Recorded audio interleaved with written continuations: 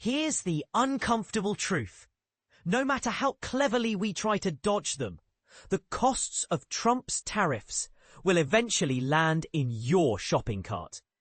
Unlike the predictable forces of physics, where gravity reliably keeps your coffee in the mug and your lawn chair anchored, economic forces like tariffs are far less intuitive. They might start as policy moves, but they always ripple outward, reshaping prices, jobs, and everyday budgets in ways that feel less like a controlled experiment and more like a game of economic pinball.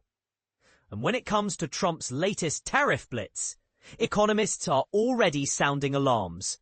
On April 2, the former president unveiled a sweeping tax plan targeting imports of everything from steel to smartphones, sparking panic in global markets and a sharp drop in Wall Street. But here's where it gets controversial. While the headlines scream about punishing foreign producers, the real question is, who will ultimately foot the bill?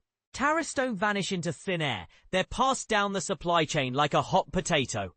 Take the Yale Budget Lab's analysis as a case study. They predict clothing prices could surge by 64% in the short term.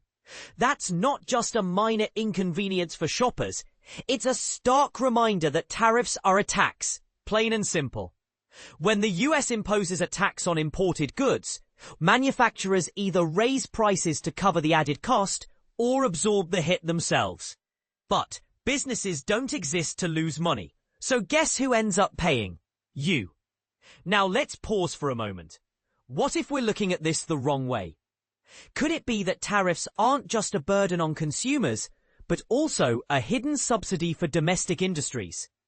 Critics argue that by making imported goods pricier, tariffs artificially boost demand for local products, even if those goods are of lower quality or less competitive. Is that fair? Should we trade higher prices for the sake of protecting American jobs? This is the part most people miss.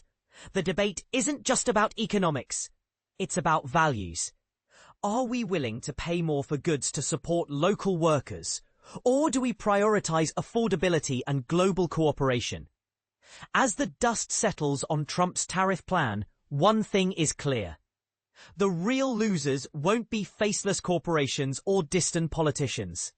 They'll be the everyday Americans who suddenly find their favorite jeans or gadgets costing 64% more.